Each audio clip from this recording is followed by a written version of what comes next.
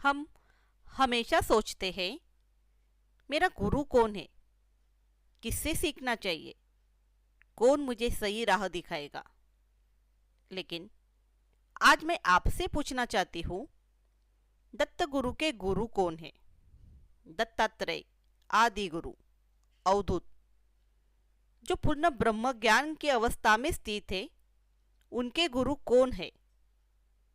किसके चरणों में उन्होंने अपना मस्तक झुकाया? उत्तर चौंका देने वाला है। ना कोई व्यक्ति, ना कोई ग्रंथ, ना ही कोई संस्था। दत्त गुरु स्वयं कहते हैं, मेरे 24 गुरु हैं। और ये गुरु कौन है? धरती, जल, अग्नि, वायु, पक्षी, पशु और जीवन का हर अनुभव। क्योंकि जीवन से सीखने वाला ही सच में जागरूक है। आज हम भी उन 24 गुरुओं के चरणों में बैठे और समझे कि हमें अपने जीवन में क्या अपनाना चाहिए। दत्तात्रेय के 24 गुरु। पहला गुरु है पृथ्वी, धैर्य का सामर्थ्य। दत्त गुरु कहते हैं, धरती सबकी चोट सहती है, सबका बोझ उठाती है, फिर भी बिना शिकायत किए फल देती है। हमें क्या सीखना चाहिए? दुनिया चाहे कैसा भी बर्ताव करे, हमारी अच्छाई अडिग रहनी चाहिए। धैर्य और क्षमा हमारा शस्त्र है। दूसरा गुरु है जल, पवित्रता और सरलता। दत्त गुरु कहते हैं, पानी जहां भी जाता है जीवन देता है, हर रूप में ढलता है, पर अपनी स्वच्छता नहीं खोता। हमें उनसे क्या सीखना चाहिए? परिस्थितियां बदले, पर हमारी ईमानदारी, पवित्रता और सरलता कभी न टूटे। तीसरा गुरु है अग्नि, कठिनाई से उजाला। दत्त गुरु कहते हैं, अग्नि अंधकार मिटाती है और अशुद्धता को दूर करती है। हमें अग्नि से सीखना चाहिए। कठिन समय हमें रोकने नहीं और तेजस्वी बनाने आता है। हर संकट को एक अवसर की तरह देखें। चौथा गुरु है वायु, स्वतंत्रता। दत्त गुरु कहते हैं, वायु सबको छूती है, पर किसी की बंदी नहीं बनती। हमें वायु से सीखना चाहिए। समंदर रखो, पर आसक्ति मत पालो। पांचवा गुरु है आकाश, विशाल मन। दत्त गुरु कहते हैं, आकाश सबको अपने में समा लेता है, पर स्वयं विस्तृत रहता है। हमें आकाश से सीखना चाहिए। मन को सीमाओं से मत बांधो, हमारी क्षमता अनंत है। छठा गुरु है चंद्र, मन की स्थिरता। दत्त गुरु कहते हैं, चंद्रमा की कला बदलती रहती है, पर चंद्र वही रहता है। हमें चंद्र से क्या सीखना चाहिए? भावनाएं बदले, लेकिन पहचान नहीं बदले। सातवां गुरु है सूर्य, निष्काम कर्म। दत्त गुरु कहते हैं, सूर्य उदय हो या अस्त, हर पल प्रकाश देता है। हमें क्या सीखना चाहिए? कर्म करते जाओ, पर फल की चिंता मत करो। आठवां गुरु है समुद्र, भीतर की शांति। दत्त गुरु कहते हैं, ऊपर लहरें, भीतर शांति और गहराई। हमें समुद्र से सीखना चाहिए। जीवन के शोर को अपने भीतर प्रवेश मत करने दो, मन शांत रखो। नौवां गुरु है कपोत, कबूतर, अति राग का बंधन। दत्त गुरु कहते हैं, अति लगाव ही दुख का कारण है। हमें क्या सीखना चाहिए? प्रेम आवश्यक है, पर अति प्रेम बंधन है। 10वां गुरु है अजगर, संतोष और विश्वास।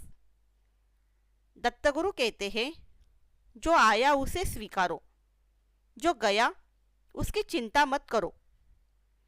हमें वो सिखाता है जीवन पर अत्यधिक नियंत्रण की इच्छा छोड़े, विश्वास रखे, सब ठीक समय पर मिलेगा। 11वां गुरु है पतंग, आकर्षण का जाल। दत्तगुरु कहते हैं हर चमक सोना नहीं होता। हमें पतंग से सीखना चाहिए। वासना, लत, झूठे आकर्षण ये सब जलाते हैं, विवेक से चले। 12वां गुरु है हाथी, अहंकार की हार। दत्तात्रेय कहते हैं बलाढ्य हाथी भी एक छोटी कमजोरी से हार सकता है। हमें क्या सीखना चाहिए? अहंकार नहीं, नम्रता हमें महान बनाती है। 13वां गुरु है हरिण, भोग में सावधानी। दत्तगुरु कहते हैं मधुर ध्वनि भी जाल हो सकती है। हमें हरिण से क्या सीखना चाहिए? आनंद लीजिए पर सतर्कता साथ रखें। 13वां गुरु मछली, रसना का अतिलोभ।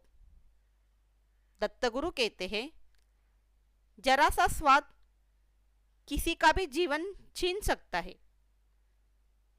हमें इससे क्या सीखना चाहिए? इंद्रियों को मन का मालिक मत बनने दो। 15वां गुरु पिंगला, अपेक्षा छूटे तो सुख मिले। दत्तगुरु कहते हैं पिंगला ने जब अपनी गलत अपेक्षाएं छोड़ दी तो उसे शांति मिली। हमें इससे क्या सीखना चाहिए?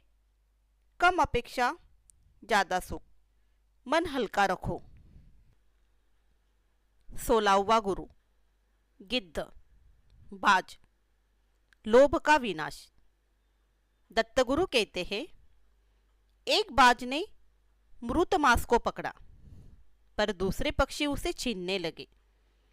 जब वो आकाश में उड़ा तो सभी उसके पीछे पड़े। अंत में उसने मांस छोड़ दिया और उसी क्षण उसे शांति मिली। इससे हमें क्या सीखना चाहिए? लोभ हमें अपमान, भय और तनाव देता है, लेकिन कृतज्ञता अपनाए तो सारा संसार हमें आदर देता है। 17वां गुरु मधुमक्खी, अनुचित संग्रह व्यर्थ। दत्तगुरु कहते हैं मधुमक्खी हर फूल से मधु इकट्ठा करती है। वह दिन रात परिश्रम करती है, लेकिन अंत में सारा मधु कोई और ले जाता है। इससे हमें क्या सीखना चाहिए? अधिकार, स्वार्थ और अन्याय से किया गया संग्रह कभी स्थायी नहीं होता। जीवन संग्रह करने के लिए नहीं, बांटने के लिए है। 18वां गुरु बालक, वर्तमान का आनंद। दत्तात्रेय कहते हैं एक बालक छोटी छोटी चीजों में भी असीम आनंद पा लेता है। ना उसे कल की चिंता होती है, ना उसे भविष्य का भय होता है। इससे हमें क्या सीखना चाहिए? खुशी कहीं दूर नहीं, यही और अभी है, बस दिल से जीना सीखो। 19वां गुरु है कुमारी, एकाग्रता की शक्ति। दत्तगुरु कहते हैं एक कन्या अकेले अपने बाल संवार रही थी।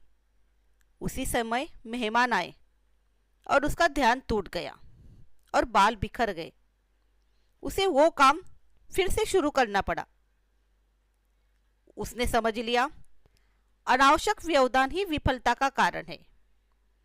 इससे हमें क्या सीखना चाहिए? हर किसी को खुश करने में अपने लक्ष्य को मत खो। एकाग्रता सफलता का द्वार है। 20वां गुरु कामधेनु गाय, निस्वार्थ दान। दत्तगुरु कहते हैं, गाय धरती से घास खाती है और बदले में दूध देकर समाज को पोषित करती है। इससे हमें क्या सीखना चाहिए? निस्वार्थ देना ईश्वर की पूजा है। दान ही सच्ची समृद्धि देता है। 21वां गुरु, सर्प, मौन और संयम। दत्तगुरु कहते हैं, सर्प राजमहल में भी रह लेता है और छोटे से बिल में भी रहता है। वह स्वयं को संरक्षण जानता है।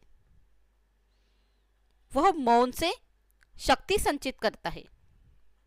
इससे हमें क्या सीखना चाहिए? हमेशा भीड़ में मत रहो। कभी कभी एकांत की साधना भी जरूरी है, जहां हम स्वयं से मिलते हैं। 22वां गुरु, मकड़ी, मन के जाल से मुक्ति। दत्तगुरु कहते हैं, मकड़ी अपने धागों से जाल बुन लेती है और अगर चाहे तो उसे स्वयं नष्ट भी कर लेती है। हमें इससे क्या सीखना चाहिए? हमारे भय, हमारी हीन भावना, हमारे नकारात्मक विचार, ये सब हमारा खुद का बुना हुआ जाल ही है। इसे काटने की क्षमता भी हमारे भीतर है। 23वां गुरु, भृंगी, ध्यान की दिशा। दत्तात्रेय कहते हैं, भृंगी एक कीट को पकड़कर उसे अपने समान बना देता है, सिर्फ ध्यान की शक्ति से। इससे हमें क्या सीखना चाहिए? जिस पर मन टिक जाए, जीवन भी वैसा ही बन जाता है। इसलिए मन को श्रेष्ठ बातों पर लगाए। सोच बदलो, जीवन बदल जाएगा। 24वां गुरु, शरीर, समय और आत्मबोध। दत्तगुरु कहते हैं, शरीर नश्वर है। हर पल इसमें परिवर्तन चल रहा है। दर्द है, थकान है और एक दिन यह समाप्त भी हो जाएगा। इससे हमें क्या सीखना चाहिए? समय अमूल्य है, इसे व्यर्थ मत जाने दो। यह शरीर साधन नहीं, उद्देश्य नहीं। उद्देश्य है आत्मा का उत्थान। दत्तगुरु कहते हैं, मैंने संसार में हर जगह गुरु देखा क्योंकि मैं सीखने को तैयार था। अब आप बताओ, आज आप किससे सीखोगे? क्योंकि सनातन धर्म कहता है, ज्ञान, भक्ति और कर्म जब एक होते हैं तभी दिव्यता का प्रकाश उत्पन्न होता है। और यही हमारा पथ है, अपना कदम सनातन की ओर। धन्यवाद।